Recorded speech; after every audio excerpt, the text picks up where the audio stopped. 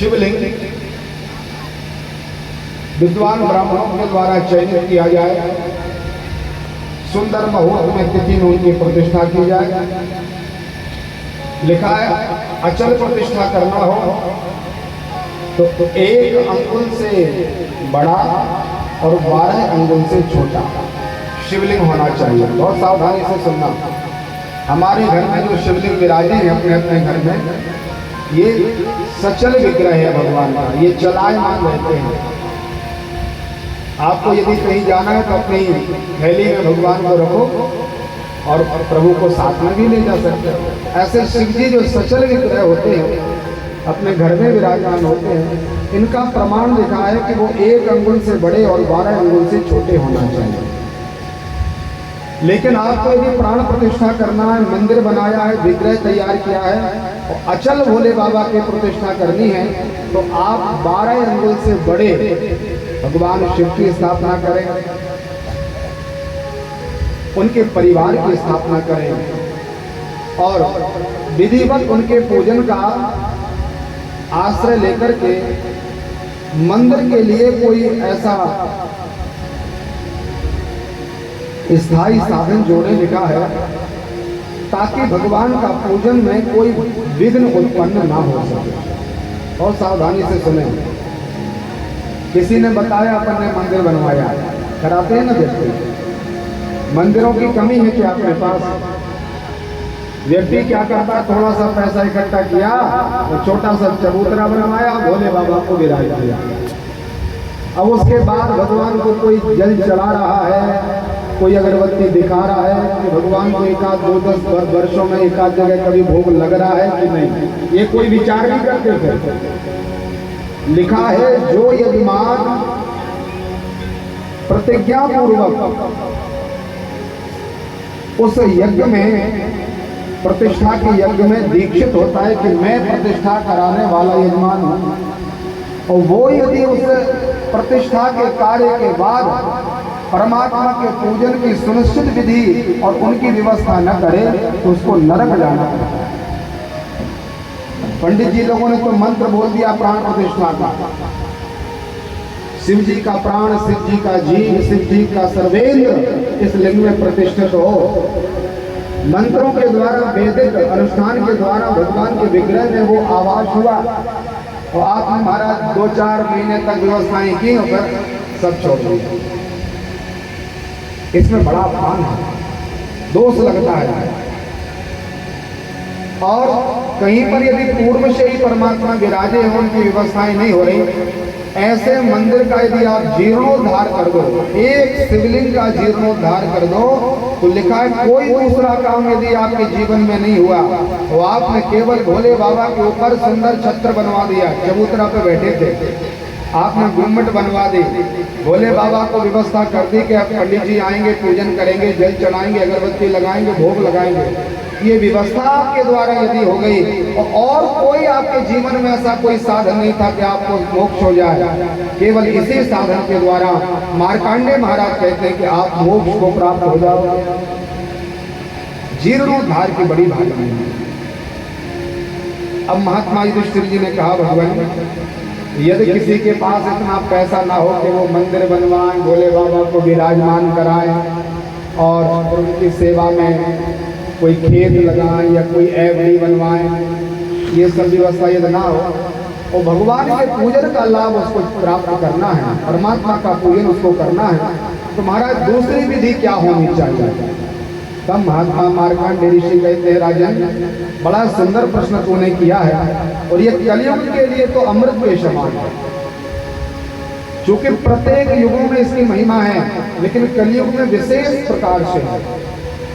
मानसिक पूजा बताई भगवान मार्कंडेय ऋषि ने और कहा राजन 2 प्रकार की पूजा होती है। एक पूजा होती है कि अपन भगवान शिव जी के मंदिर गए या अपने घर में शिवलिंग को अपन ने ऊपर में विराजमान किया और जो भी दूध, दही, घी, शक्कर, घृत, मधु, धूप, दीप, नैवेद्य, बिल्वपत्र, पुष्प आदि जो आपके पास है, ये सब सामग्री रख ले और शिव जी को बड़े भाव से अर्पित करने लगे। एक तो ये पूजा है और ठीक इसके विपरीत एक पूजा है जिसका नाम मानसिक पूजा है। आपके पास दूध दही घी शक्कर कुछ भी नहीं है, आपके सामने भोले बाबा भी नहीं है, चढ़ाने के लिए बिल्व पत्र भी नहीं है, आपके पास गंगा का जल भी नहीं है, और आपने नेत्र बंद कर लिए हैं, आंखें बंद करके कल्पनाएं आप कर रहे हैं। रत्नये कल्पितमासनं हिमजले स्नानं च दिव्याम्बरं नाना रत्न विभूषितामृगमदामोदाङ्कितं चन्दनं जाते चंपक बिल्वपत्र रचितं पुष्पं च धूपं तथा दीपं देवदयानिधे पशुपते हृत्कल्पितं गृह्यताम् शौवर्णे नवरत्नकण्डरचिते पात्रे घृतं पायसं भक्षं पंचविधं पयोदधियुतं रम्भाफलं पानकम् शाकानामयुतं जलं रुचिकरं कर्पूरकण्डोज्ज्वलं ताम्बूलं मनसा मया विरिचितो भक्त्या प्रभो श्रीगुरो छत्रं चामरयूयुगं च भिजकं चादर्शकं निर्मलं वीणा भेर मृदंग काल कला गीतं तरित्यं तथा साष्टांगं प्रणतस्तुतिर्बहुविधा होतः समस्तं मया संकल्पेन समर्पितं तव विभो पूजा ग्रहणं प्रभो आत्मा त्वं गिरिजामति सहचरा प्राणः शरीरं गृहं पूजा ते विषयोपभोग रचना निद्राशमाधिस्थिते संचारा पदयो प्रदक्षिण विधि स्तोत्राणि सर्वागिरो यद् यद् कर्म करोमि तद्यदखिलं शंभो तवाराधनम्।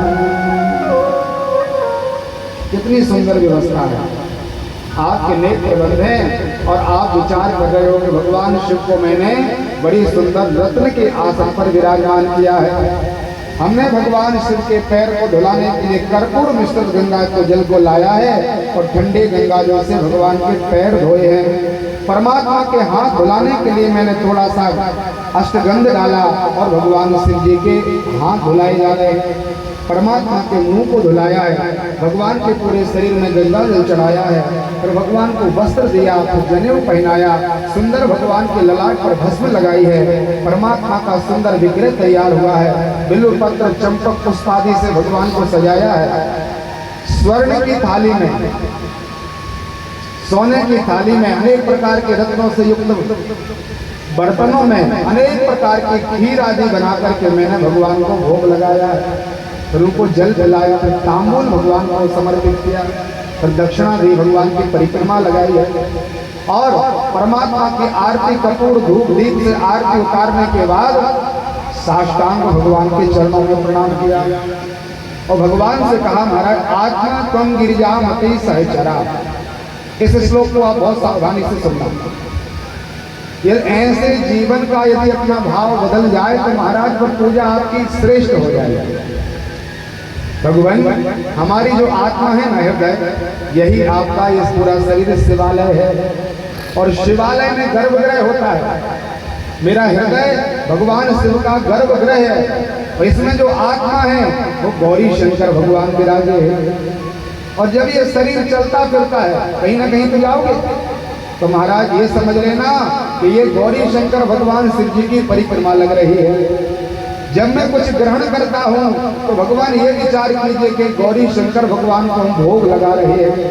काम तो आप अपना कर रहे हैं, भोजन स्वयं के लिए पा रहे हो, यात्रा अपने लिए कर रहे हो, स्नान स्वयं के लिए कर रहे हो, लेकिन भाव यदि आपका बदल जाए तो आपका वही कार्य परमात्मा का पूजन बन जाएगा।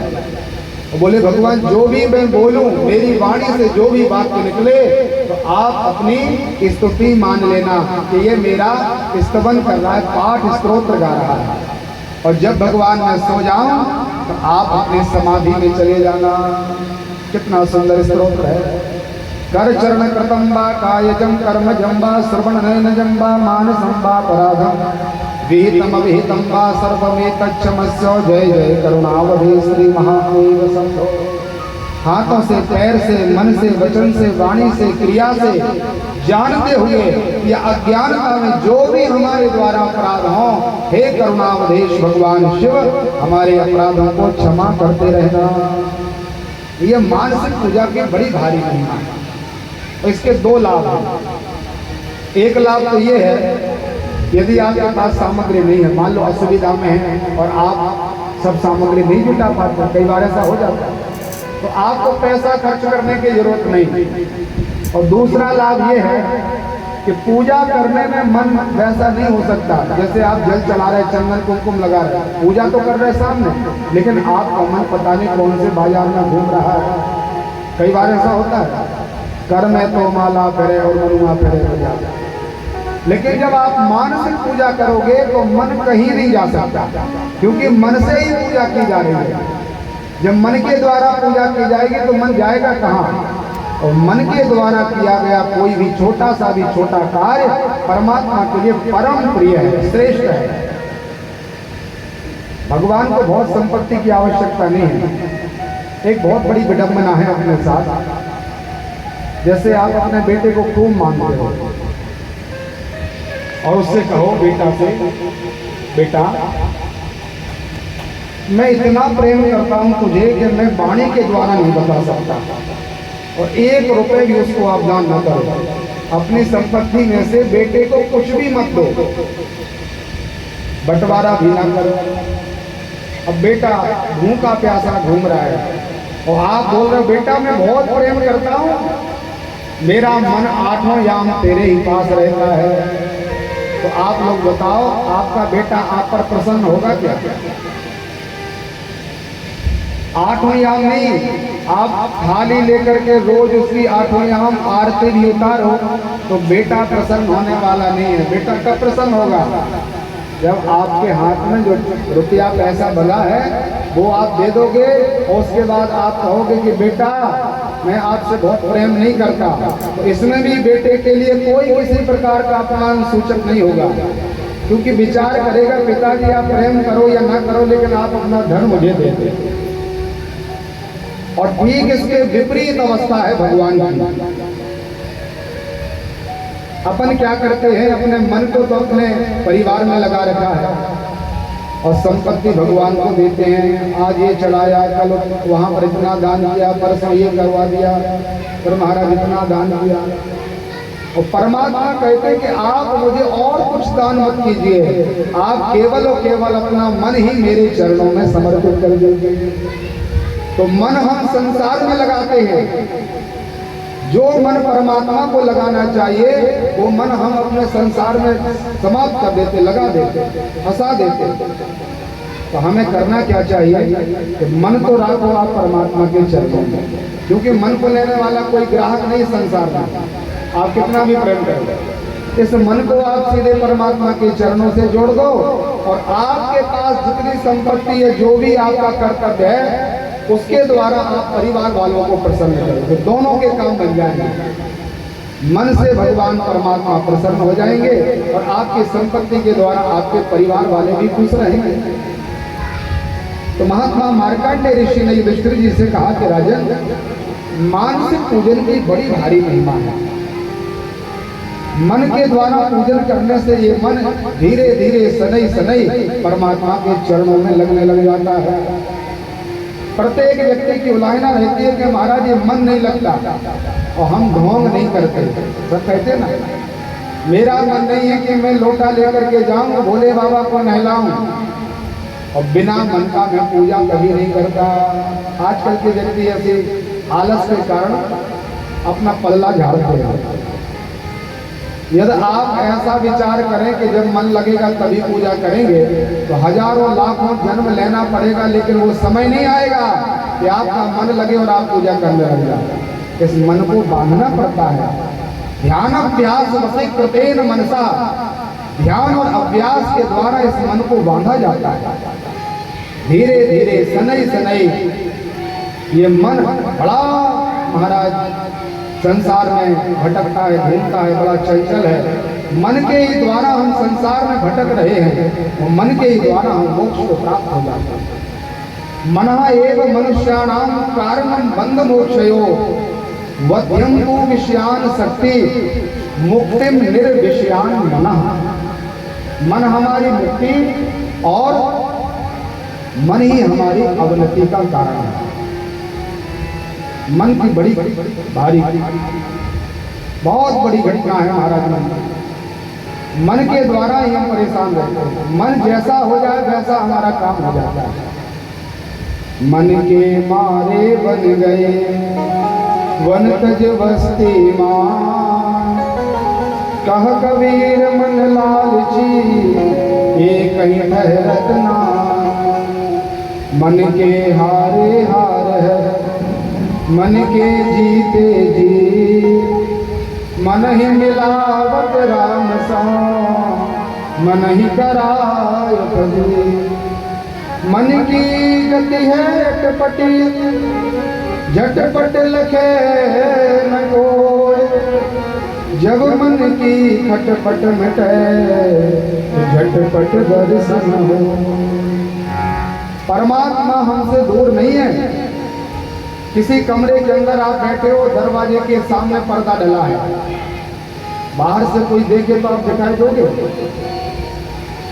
पर्दा होने के कारण, आवरण होने के कारण अंदर बैठा हुआ कोई व्यक्ति हमें दिखाई नहीं देता।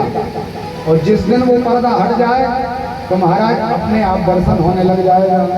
तो ये मन रूपी जो पर्दा है परमात्मा और आत्मा के बीच में डला हुआ है, जिस दिन ये मन रूपी पर्दा परमात्मा के चरणों में झुक जाएगा तत्काल भगवान का हमें दर्शन हो जाएगा। मन हमारा भगवान के चरणों में हमें लगाते रहना चाहिए। मानसिक पूजा की बड़ी भारी महिमा महात्मा मार्कंडे ऋषि ने युधिष्ठिर जी महाराज को समझाई और कहा, महाराज कलिकर एक पुनीत प्रतापा, पुनीत प्रतापा